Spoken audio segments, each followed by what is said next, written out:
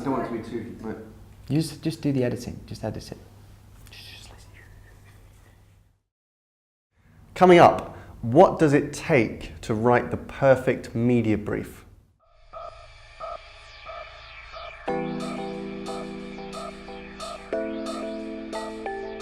Hello and welcome to IDCom's Media Snack, episode 74, and today we are just talking about briefing. Media briefing. Media briefing.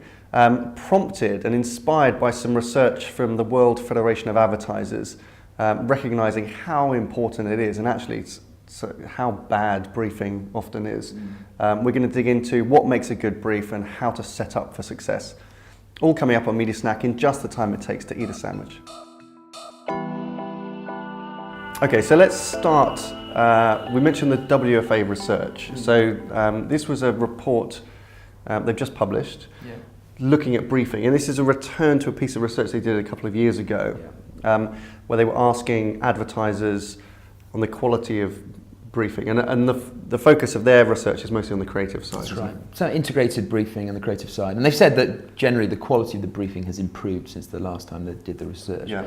But it got us thinking about, the importance of media briefing within the kind of the media governance process, right? Yeah, exactly.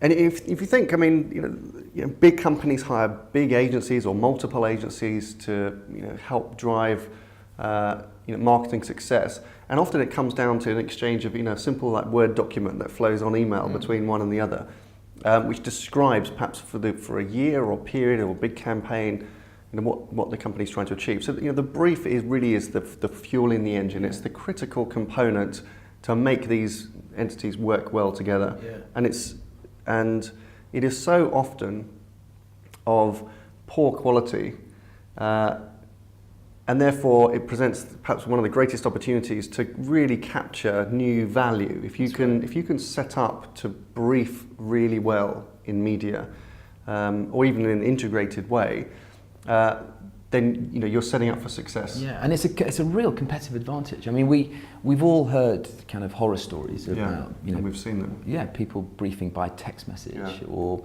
kind of briefing only verbally over the phone without any kind of form of document. But generally speaking, most briefs are written, but they are, if anything, just lazy because they tend to contain almost too much stuff. Now, a really, really good brief is a crafted piece of work that actually takes a great deal of effort to pull together. And if you get that bit right, then you galvanize the agency to respond in the right way, and that will give you a competitive advantage. Yeah. And so it is. It's hard to write a really good brief, but that's just a discipline. So you can kind of learn that, and you've got to come up with the right format of briefing. And of course, as you say, the document itself is only one part of that. You've then got to the briefing process, how you bring your agency or agencies together and inspire them with your opportunities and the challenges of the business is really important, not just the written document. But ultimately, writing, the WFA's research was really looking at integrated briefing. And in theory, writing an integrated brief is not difficult at all because actually it's a more high-level brief, frankly, and it's a set of kind of, objectives. Marketing objectives.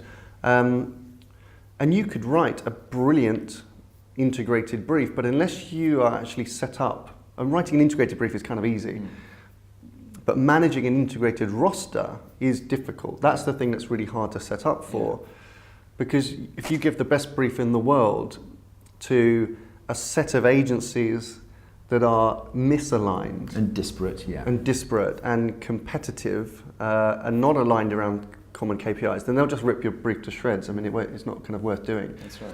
So which means that really the brief is really only the tip of the pyramid.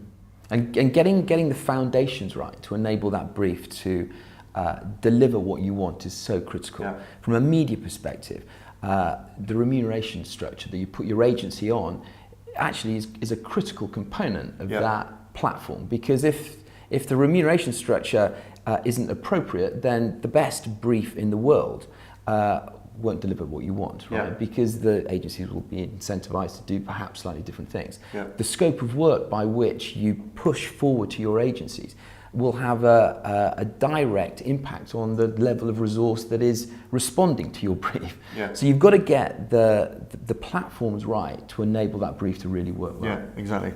And so that's the hard work, really. What you have to do first, if you have an agency that is, the scope is just to really buy broadcast media, and we still see these as kind of scopes of work, really like straightforward media buying.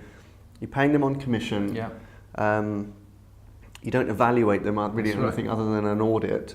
And then you try and give them a kind of fancy integrated brief. I mean, of course, their focus is going to be on buying paid media as quickly as possible to earn the commission. And so you can understand, like, unless you're set up for success, doesn't matter how good your brief is, it's going to be ineffective. Yeah.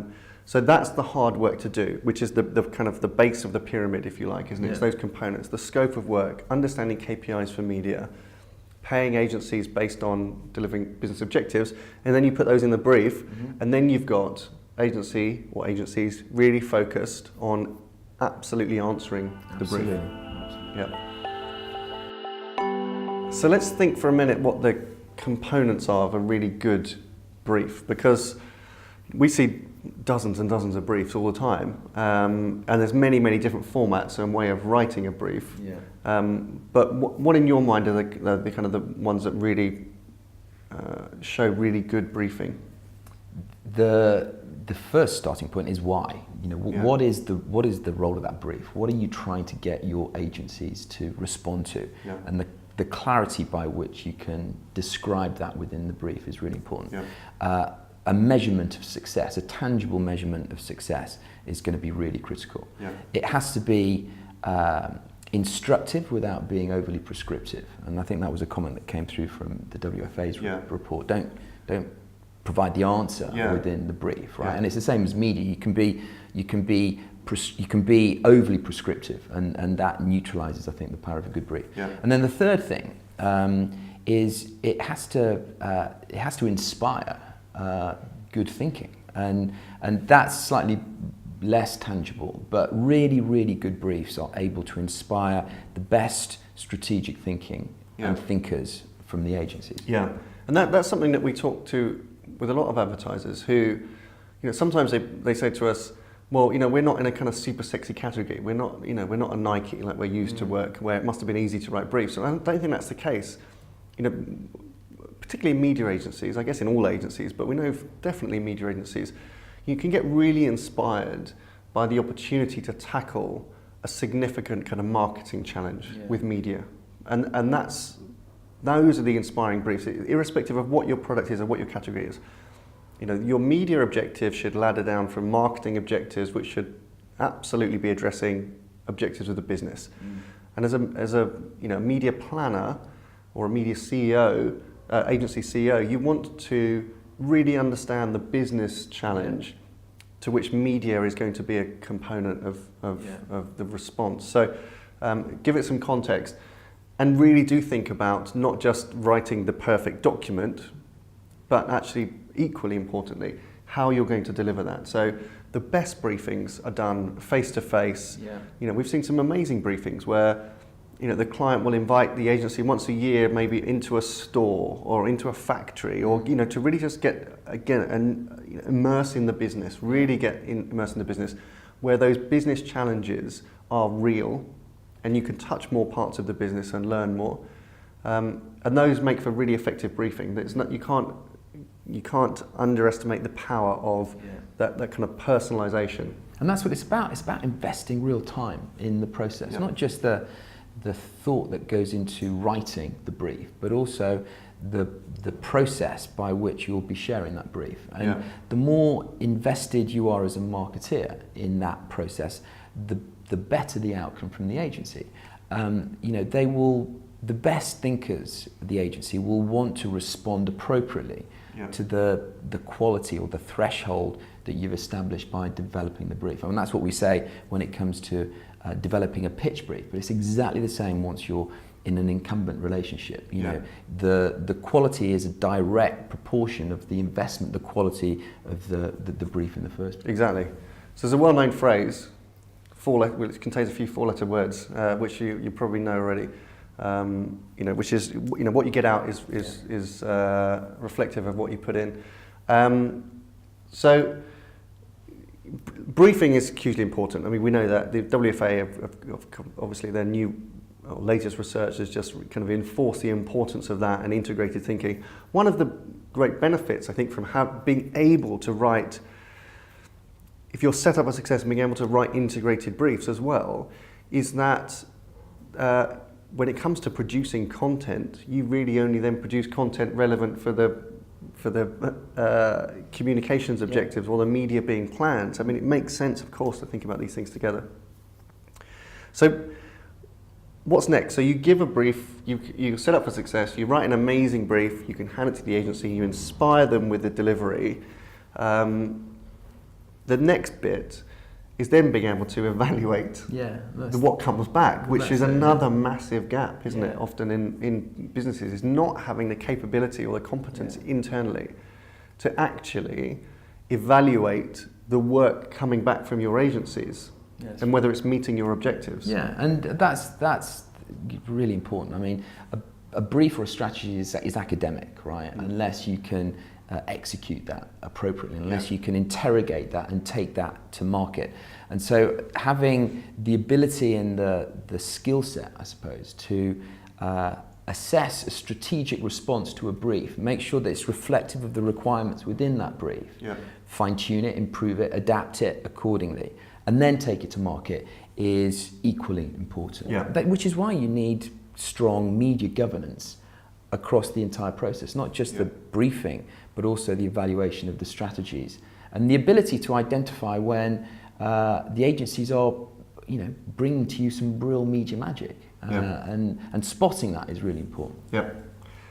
So that's it. So there's a lot to do that goes into actually writing the perfect brief. That's really the answer. It's more than just writing a document. You really have to be set up for success in how you work with your agencies. If you want to integrate them, that takes a lot of work to get them set up for that before you layer on the best brief.